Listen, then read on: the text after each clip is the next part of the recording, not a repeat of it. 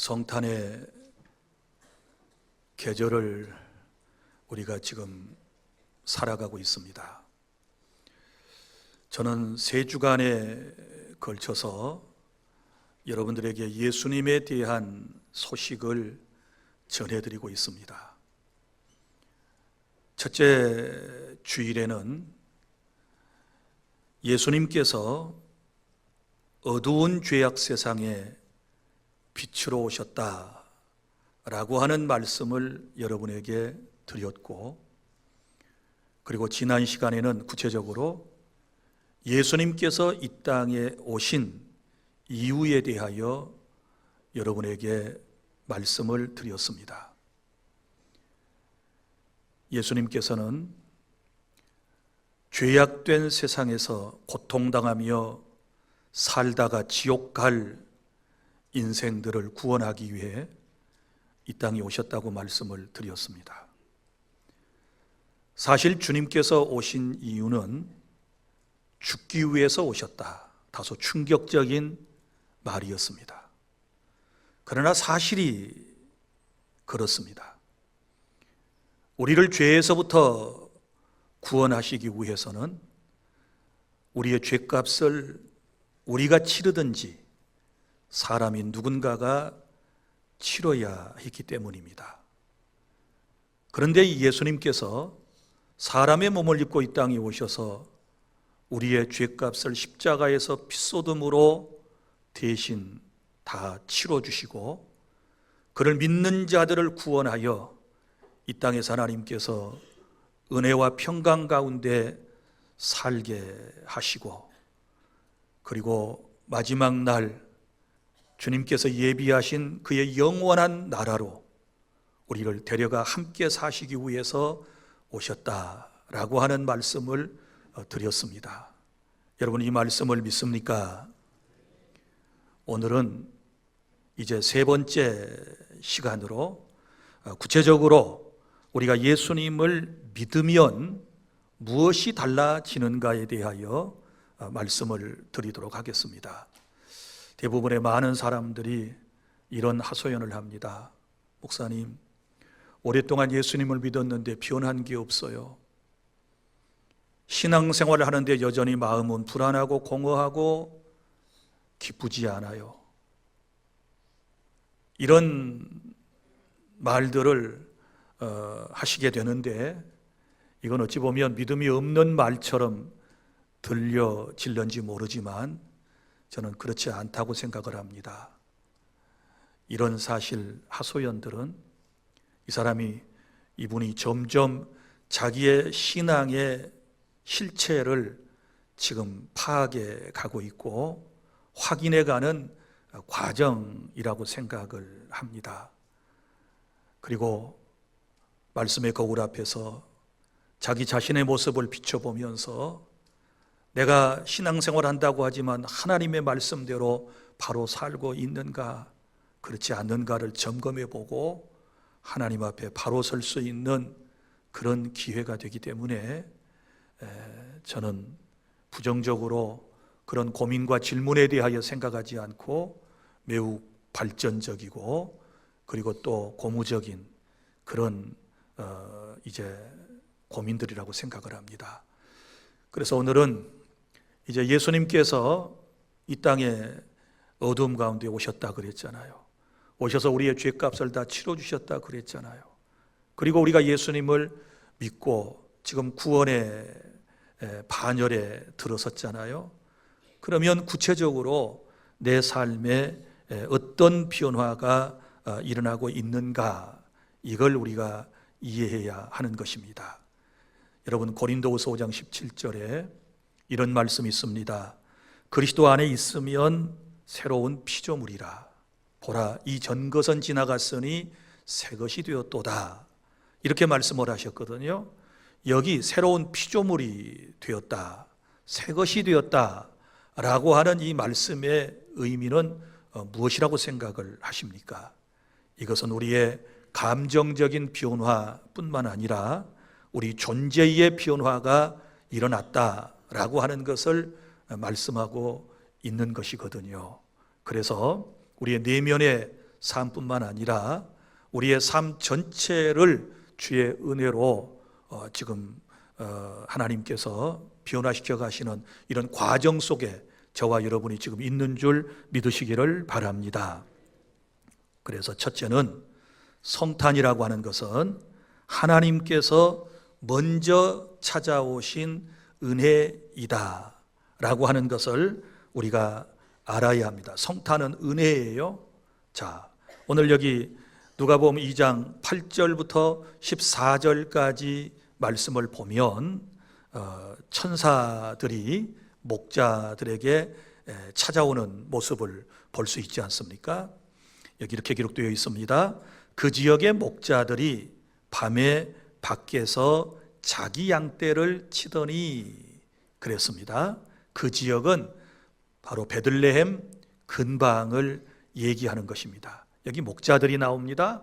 그런데 이 목자들은 남들이 자야 할, 쉬어야 할 그런 시간에 지금 양떼를 지키기 위하여 밤중에도 깨어있는 그런 모습을 볼 수 있습니다. 어떻게 말하면 책임감이 참 강한 그러한 목자들이라고도 생각할 수 있지요. 그러나 그럼에도 불구하고 여러분 지금 어두운 밤에 목자들이 자기 양떼를 지키더니 라고 하는 이 말씀 속에는요, 여러분 정말 그들의 삶의 모습이 여기에 비춰져 있거든요. 여기 밤이라고 표현을 했는데 이것은 어두움을 얘기하는 것이고요, 갈 바를 알지 못하는 그러한 방황하는 인생의 모습을 의미하기도 하는 것입니다. 그러니까 인간은 아담과 하와의 범죄한 이후에 그의 후손으로 태어난 모든 사람들은 칠흑같이 어두운 죄악된 세상 속에서 방황하고 있는 것입니다. 빛이 없기 때문에 길을 찾지 못하고, 빛이 없기 때문에 이리 넘어지고 저리 넘어져 깨어지고 상한 이런 인생들의 모습이지요. 그런데 이 어두운 밤에 빛이 비치기를 시작하였다. 오늘 말씀에 보면 주의 사자가 곁에 서고 주의 영광이 그들을 두루 비추매. 할렐루야. 어두운 밤에 빛이 임했다라는 것은 여러분 무엇을 의미하고 있을까요? 이것은 죄악된 세상에, 어두운 세상에 하나님께서 친히 인간에게 찾아오셨다는 것을 알 수 있습니다.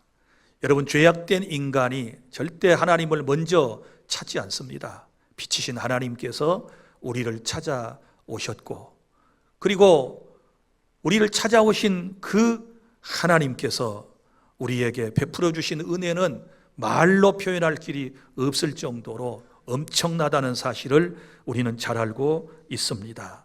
사랑하는 여러분, 어두운 밤에, 어두운 내 심령에, 어두운 내 가정에, 어두운 이 세상에 빛이신 주님께서 임하셨다. 믿으시기를 바랍니다. 예수님은 나는 세상의 빛이다, 나는 생명이다, 나는 소금이다. 주님께서 우리에게 자기 자신을 소개해 주지 않으셨습니까?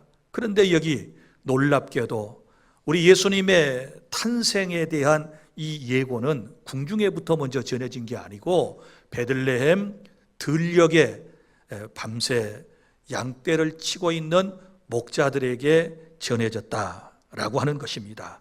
여러분, 이 사람들은요, 종교적으로, 사회적으로, 그리고 또 모든 삶의 영역에 있어서 소위 말하면 변두리 인생이었다라고 하는 것을 우리는 알 수 있는데, 오늘 이런 사람들에게 주님께서 두루 빛으로 임하신 것처럼 오늘 저와 여러분에게도 그런 성탄의 은혜가 충만할 수 있기를 바랍니다. 그런데 여기 빛이 임하게 되니까 이 사람들의 반응을 보세요. 목자들은 어땠습니까? 크게 무서워하였다. 왜요? 어두컴컴한 곳에서 지금 밤을 지새우고 있는데 갑자기 빛이 확 임하게 되니까 어때요? 무서운 거죠. 두려운 거죠. 여러분이 한번 입장을 바꿔놓고 생각해 보세요. 우리 옛날 시골에서 살 때 말이죠, 제가 살던 섬 마을에는 1979년도에 전기가 들어왔거든요. 또 내가 이렇게 말하면 또 나를 비웃는 사람들이 있어요. 목사님 섬 사람, 촌 사람. 근데 그렇게 비웃는 사람들은 자기도 그 동네 사람이에요. 자, 아주 컴컴한 밤인데 갑자기 누군가가 숨어 있다가 후레쉬 불빛을 확 비친다든지 뭐 성냥 불빛이라도 확 펴게 되면 어때요? 깜짝 놀라죠. 엄청 놀라요. 그러니까 여기 목자들도요, 지금 그런 상황이에요. 껌껌한 밤에 지금 그 양떼를 지키고 있는데 빛이 쫙 임하니까 무서워했다는 거예요. 자, 두려워했습니다. 그때에 천사가 이렇게 말합니다. 무서워하지 말라. 보라, 내가 온 백성에게 미칠 큰 기쁨에 좋은 소식을 너희에게 전하기 위하여 왔노라. 할렐루야.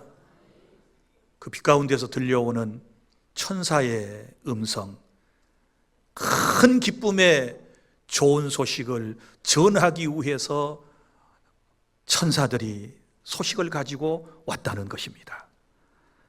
사랑하는 여러분, 그렇습니다. 우리가 칠흑같이 어두운 세상을 살아갈지라도 하나님께서 먼저 우리에게 찾아와 주셨고, 그리고 우리를 빛 가운데로 하나님께서 친히 인도해 주신다라고 하는 사실을 믿으시기를 바랍니다. 다시 말하지만 여기 목자들이 하나님을 먼저 찾은 게 아니고 사랑의 하나님께서 먼저 목자들을 찾아오셨다. 여러분, 이것이 성탄의 본질인 줄로 믿으시기를 바랍니다. 그래서 구원이라고 하는 것은 항상 언제나 그 시작이 하나님의 주권적 역사에서부터 시작된다는 사실을 아셔야 합니다. 오늘 여기 목자들이 뭘 준비하고 있었다거나 뭘 기다리고 있었다거나 뭘 결심을 하고 있었다거나 뭘 세상을 경건하게 살고 있었다거나 이런 흔적은 전혀 보이지 않습니다. 아무것도 준비하지 못한 채 절망의 밤을, 어두운 밤을 지새우고 있는 이 사람들에게 주님은 빛으로 임하셨다. 바로 그 내용이 무엇입니까? 자, 큰 기쁨의 좋은 소식을 전하기 위해서 왔는데 11절, 오늘, 그러니까 예수님이 탄생한 날이에요. 오늘 다윗의 동네에 너희를 위하여 구주가 나셨으니, 다윗의 동네는 다윗의 고향 베들레헴을 얘기하는 거예요. 다윗의 동네에 누구를 위하여? 너희를 위하여. 다른 사람 아닙니다. 바로 지금 앞에 있는 너희들, 목자들, 양치는 목자들을 위하여, 그리고 오늘 여기에 있는 저와 여러분을 위하여 주님이 오셨다고 말씀을 합니다. 너희를 위하여 누가 나셨으니? 구주가 나셨으니. 폭군이 나면 큰일 나지요. 그런데 구주가 나셨다. 나를 고통과 사망 가운데서 건져낼 나의 주님이 오셨다. 할렐루야. 자, 그런데 그분이 누구냐? 곧 그리스도 주시니라. 그분이 그리스도다. 기름 부음 받은 자, 메시아이시다. 구약에 예언된 메시아, 구세주가 지금 저 다윗의 동네에 탄생하셨다. 이 소식을 전해 준 것입니다. 그러면서 12절에 너희는 빨리 가서 강보에 쌓여 구유에 뉘어 있는 아기를 보리니. 베들레헴 말구육간, 거기 예수님이 탄생하셨고 강보에 갓난아기가 쌓여 있는 모습을 보리니 이것이 너희에게 표적이니라 하더니, 호련히 수많은 천군이 그 천사와 함께 하나님을 찬송하기를 시작했습니다. 지극히 높은 곳에서는 하나님께 영광이요, 땅에서는 하나님이 기뻐하신 사람들 중에 평화로다. 할렐루야. 이 아름다운 천사들의 찬양이 베들레헴 들녘에 울려 퍼지기를 시작했습니다. 이 날이 바로 주님이 오신 날이었습니다.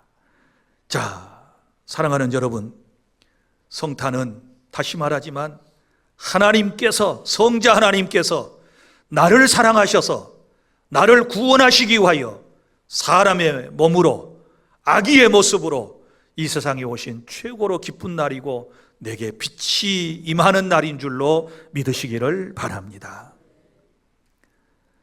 둘째로, 그러면 이제 내가 빛으로 오신 나의 구주 예수님을 믿으면 구체적으로 내게 어떤 변화가 일어났는지 또 일어나게 될지에 대하여 이제 말씀을 정리해 드리도록 하겠습니다.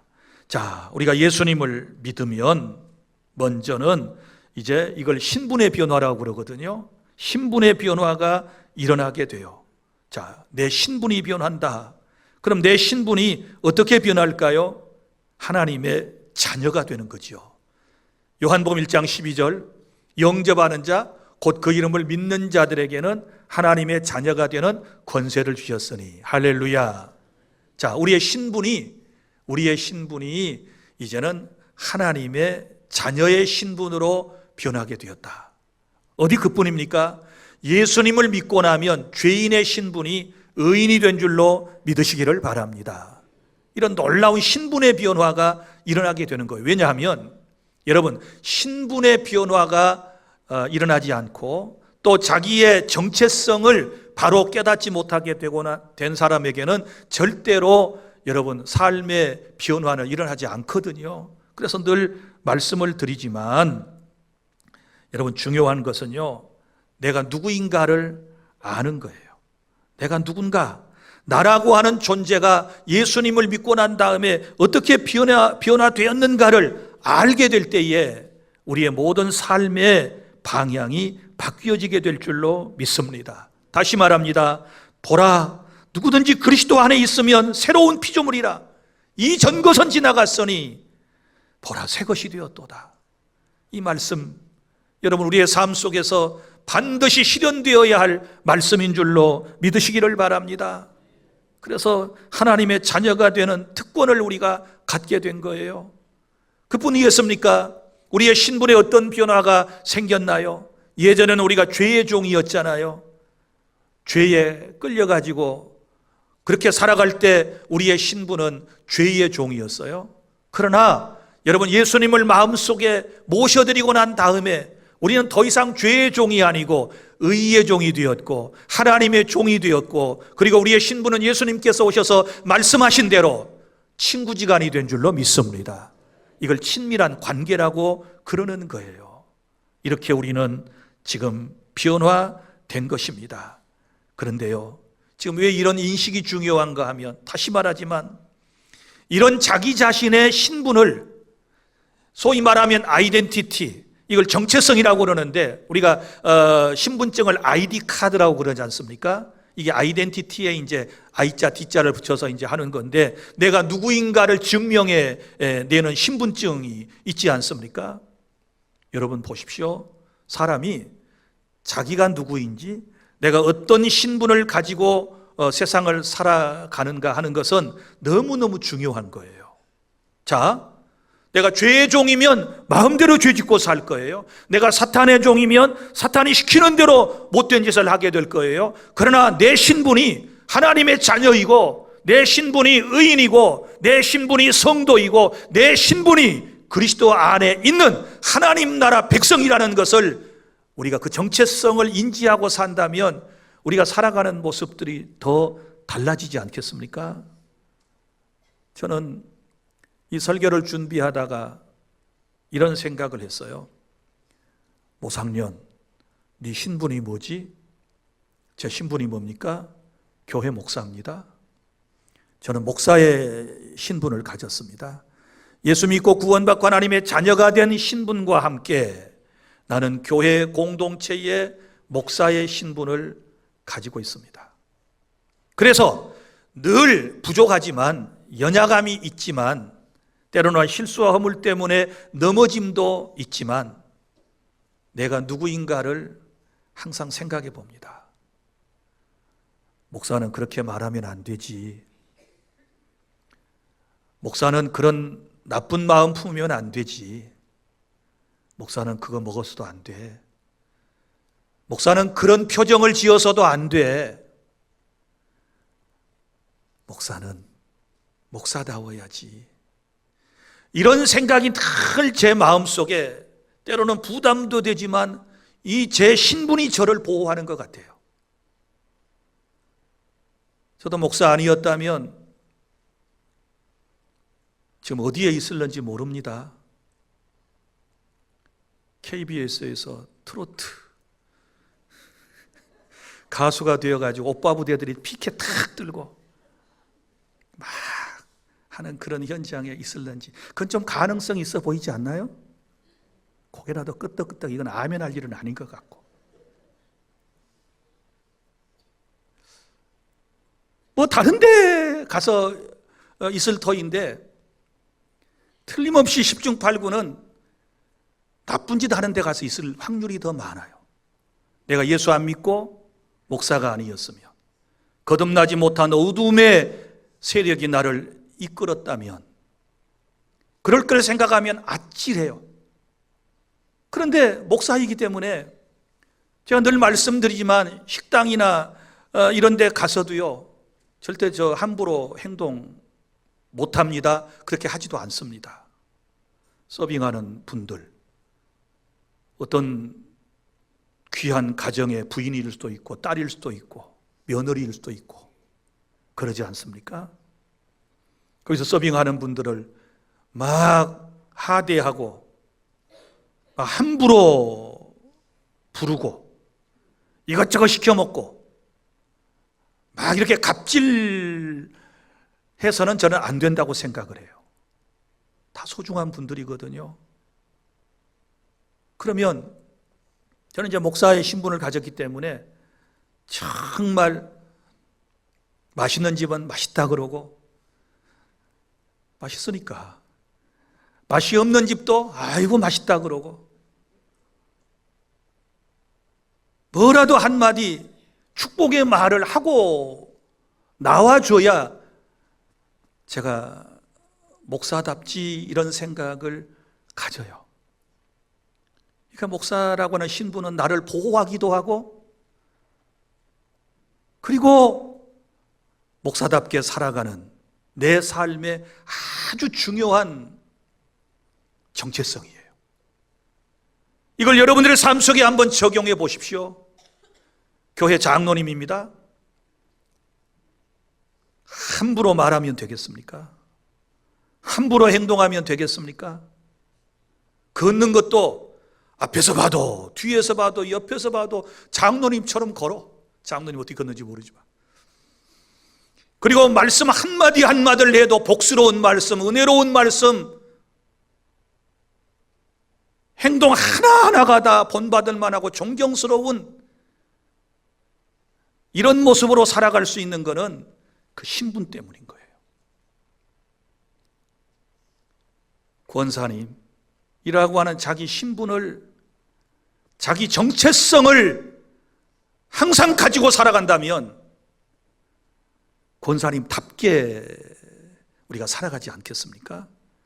적어도 권사는 교회에서 투표해가지고 세운 너무너무 소중한 직분인데, 내가 할 일은 목사님을 위해서 기도하고 교회를 위하여 기도하고 힘들고 마음 아파하고 고통 가운데 있는 성도들을 위하여 끊임없이 믿음의 어머니로서 눈물로서 기도하는 사람인데, 내가 젊은 사람에게 이렇게 말해서는 안 되지, 이렇게 본이 되지 못하는 행동을 해서는 안 되지, 그러면서 자기 자신의 행동을 다잡지 않겠습니까? 저는 그렇게 생각하는데요. 우리 목사님들 가운데 여기다가 명차를 타고 다니는 분이 몇 분 있어요. 제가 두세 분을 아는데 언제든지 여기다가 명차를 탁, 목사 누구누구나 탁 명차를 달고 다닌다니까요. 우리 장로님들처럼. 그러면 그분이 명찰, 자기 신분을 딱 드러내고 살면 담배 피울 수 있을까? 목사 명찰 달고 술집에 가 있을 수 있을까? 고스톱 치는 데 가서 이거 할 수 있을까? 이거 명찰 달고 동네 아주머니하고 막 싸울 수 있을까요? 식당에서 아줌마 물수건 뭐 이렇게 막 악을 쓰고 할 수 있을까요? 못하죠. 그건 자기를 방어하기 위해서 그러는 거예요. 자기 신분을 드러냄으로써 자기 자신을 지금 올곧게 살아가려고 애쓰는 것 같아요. 우리나라 장로님들 명찰 다셨는데 이거 달고 다 집에 내년부터는 가서 직장이고 어디고 이거 달고 한번 다녀보실래요? 나는 못 달았어요. 나는 내 얼굴이 목사를 증명하니까. 제가 보면 목사처럼 안 보여요? 보여요. 그렇게 대답해 주신 분들 하여튼 고맙고 어쩌면 내년에도 좋은 일만 넘치시기를 바랍니다. 다시 물어볼게요. 제가 목사처럼 보여요? 감사합니다. 할렐루야. 세상 사람들이 나를 볼 때 여러분들은 나를 그렇게 보실 거예요. 왜? 목사니까.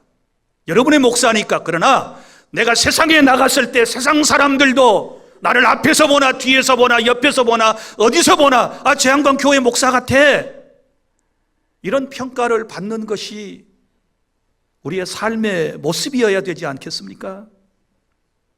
그래서 사람은 자기 아이덴티티, 자기 정체성, 자기 신분이 뭔가를 알고 살아갈 때 여러분 올바른 행동이 나오게 될 줄로 믿으시기를 바랍니다. 그래서 정체성이 바뀌면 삶의 모든 시선도 바뀌게 돼요.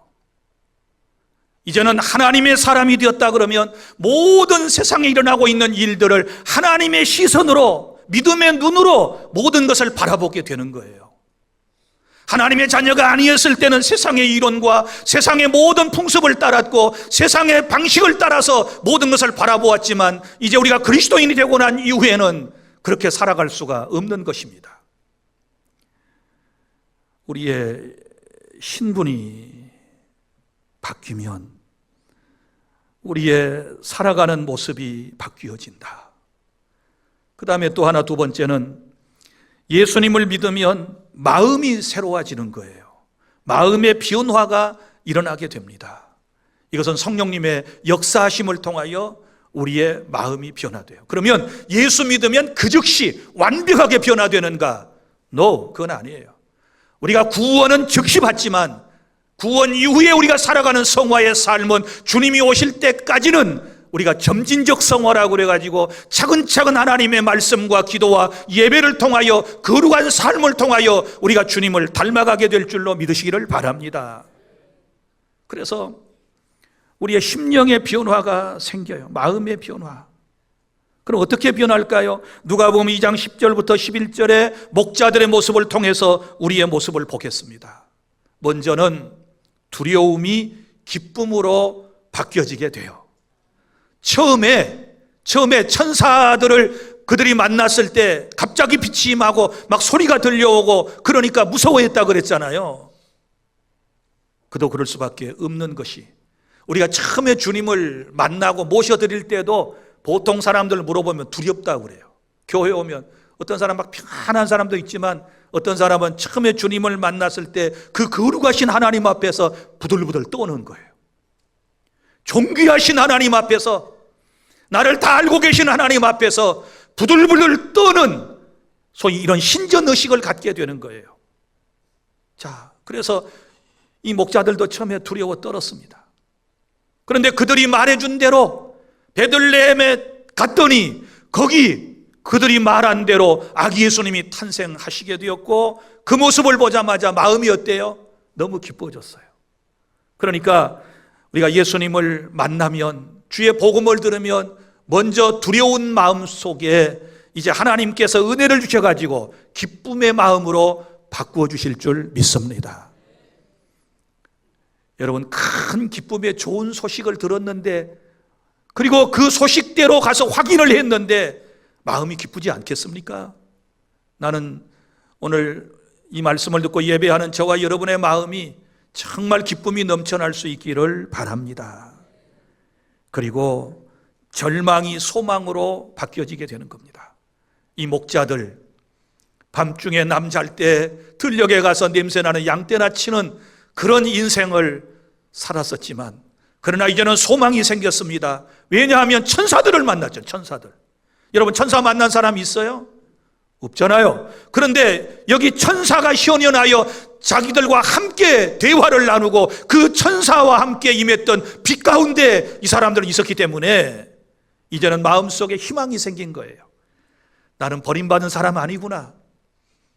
나는 부족한 사람 아니구나. 하나님께서 천사를 통하여 나를 만나 주실 정도로 나는 소중한 사람이고 나는 존귀한 사람이구나, 이런 생각을 갖게 될 때부터 이제는 소망이 꿈틀거리기를 시작한 줄로 믿습니다. 복음을 듣고 주님을 만나면 소망이 생겨요. 더 이상 인생을 자포자기하지 않습니다. 이제는 십자가를 붙들고 주의 말씀을 붙들고 이 세상을 힘차게 소망 가운데 살아가게 될 줄로 믿습니다. 이런 은혜가 있기를 바랍니다. 그리고 마음이 새로워지니 이제 행동이 달라지게 되죠. 여러분, 행동을 하게 만드는 것은 마음이에요. 사람 마음속에서 뭔가 깨닫고 결심할 때에 사람은 그것을 이제 행동으로 옮기게 되는 것 아니겠습니까? 그래서 세 번째는 예수님을 믿으면 우리의 삶에 변화가 일어나게 되는 것입니다. 이 변화는 이제 삶의 변화예요. 자, 우리의 마음의 변화가 이제는 삶의 변화로 이게 이제 일어나게 된다는 사실을 믿으시기를 바랍니다. 구체적으로 그러면 누가복음 2장 15절부터 20절 말씀을 통하여 어떻게 변했는지를 하나씩 설명을 드리도록 하겠습니다. 먼저는 예수님의 탄생에 대한 기쁜 소식을 듣고 난 이후에 여기 목자들은 즉각적으로 순종했습니다. 즉각적으로 이 목자들은 어디로 갑니까? 베들레헴으로 가는 거예요. 그래서 15절 보실래요? 천사들이 떠나 하늘로 올라가니 목자가 가서 서로 말하되, 자, 이제 목자가 서로 말하되 이제 어디로 가요? 베들레헴으로 가자. 베들레헴. 그 베들레헴은 어떤 곳이에요? 예수님이 지금 탄생하여 말구육간에 지금 계시는 거예요. 그 천사가 말해줬잖아요. 그래서 그곳으로 가서 주께서 우리에게 알리신 바 이 이루어진 일을 보자 하고, 자, 여기 천사가 전해준 말을 듣고 움직이는 모습을 볼 수 있어요. 가서 보자. 여러분, 우리가 하나님의 말씀을 듣고 난 이후에는 이제는 반응이 있어야 되는데요, 이게 순종함으로 드러나야 될 줄로 믿으시기를 바랍니다. 가서 한번 확인해 보는 거예요. 여기 목자들은 그래서 베들레헴에, 다윗의 동네에 구주가 탄생했다고 그랬으니까 다윗의 동네 베들레헴으로 급하게 뛰어갔어요. 순종인 것입니다. 오늘 들은 말씀 하나라도 깨달아진 바가 있다면 즉시로 순종에 옮기는 그런 변화의 역사가 있기를 바랍니다. 그 다음에는 보세요.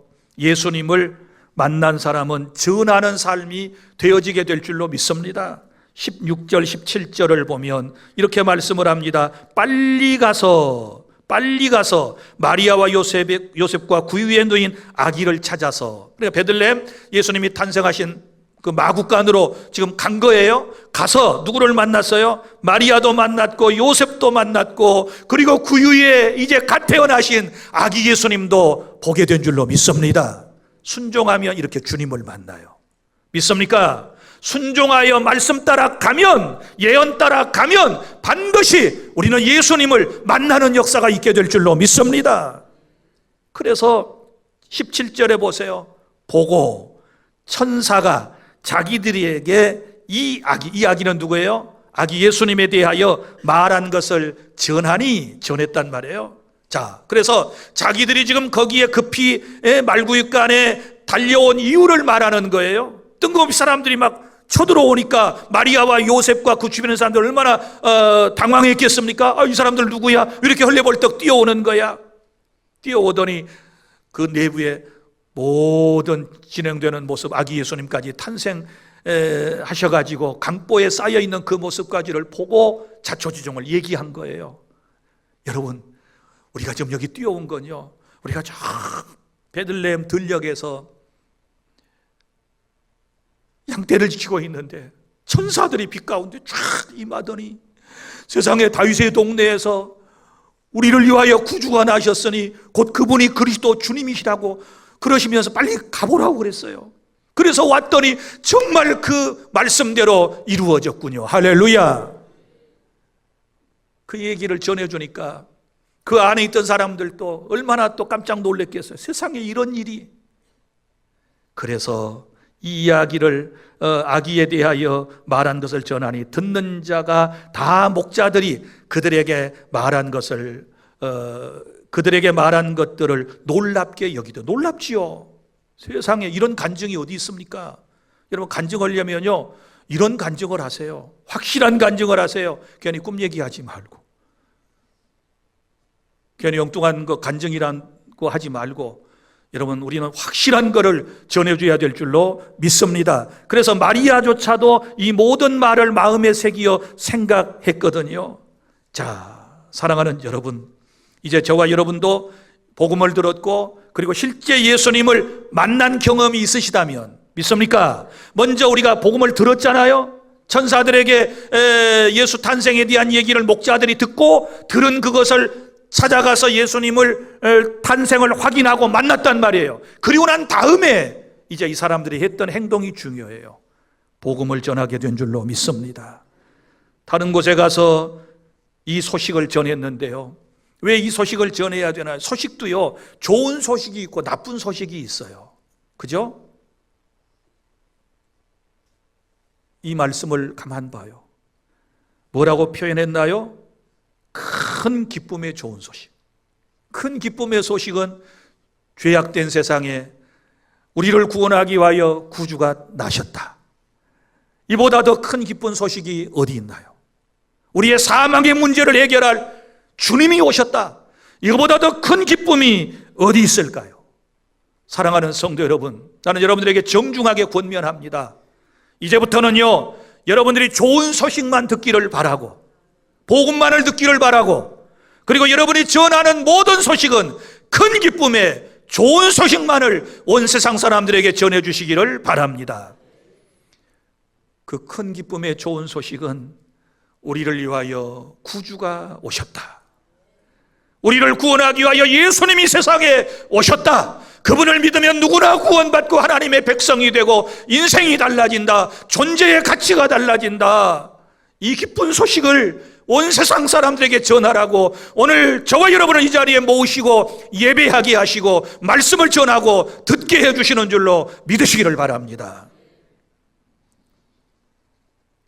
그리고 예수님을 믿고 만나고 난 이후에 이 사람들은요, 어떻게 변했나요? 이제는 삶의 목적이 달라졌어요. 지금까지는 뭐하고 살았나요? 베들레헴 들녘에서 남 잘 때 자지도 못하고 양떼나 지키고 있던 이 사람들이, 그게 이제 먹고 사는 게 삶의 목적이었잖아요. 그런데 이제는 어떻게 되는지 보세요. 20절 결론입니다. 목자들은 자기들에게 이르던 바와 같이, 자, 천사들이 일러준 그대로, 자, 듣고 본 그 모든 것으로 인하여, 자, 들었습니다. 예수님 탄생에 대한 얘기를. 그분이 오셔서 무슨 일을 할 것인가도 분명히 천사가 예고해 주었잖아요. 무슨 말씀이라고 그랬어요? 자, 너희를 위하여 구주가 나셨으니. 이걸 들었어요. 그 다음에 찾아가서 그 곳에서 아기 예수님을 보았어요. 만났어요. 그리고 난 다음에 인생이 어떻게 달라졌나요? 그 모든 것으로 인하여 하나님께 영광을 돌리고 찬송하니라. 할렐루야. 주님을 만나면 인생이 이렇게 달라지는 거예요. 하나님께 이제부터는 영광 돌리는 삶으로 변환될 수 있기를 바랍니다. 할렐루야. 이제는 주님을 찬양하는 삶이 될 수 있기를 바랍니다. 이런 은혜가 성탄절에 우리에게 지금 임하고 있는 것입니다. 이제는 말씀을 맺습니다. 성탄은요, 저와 여러분이 예수님을 만난 이후에 새 사람이 되는 날인 줄로 믿습니다. 우리가 예수님을 믿으면 우리의 정체성이 바뀌어지게 되고 우리의 마음이 바뀌어지고 우리의 생활 환경, 우리의 삶이 바뀌어지게 되는 것입니다. 그래서 성탄은 하나님이 이렇게 말씀해 주시는 이제 거예요. 그거는 너는 이제 새롭게 시작할 수 있어. 나를 만나서 너의 인생은 새롭게 시작되는 거야. 주께서 우리에게 이런 말씀을 주시는데 이 말씀을 아멘으로 받으실 수 있기를 바랍니다. 올해 성탄에 여러분 가정에도 여러분의 마음에도 여러분의 미래에도 주님이 주시는 새 생명과 그리고 새 기쁨이 가득하시기를 바랍니다. 예수님을 믿으면 새로운 삶이 시작되는 것입니다. 할렐루야. 기도하겠습니다.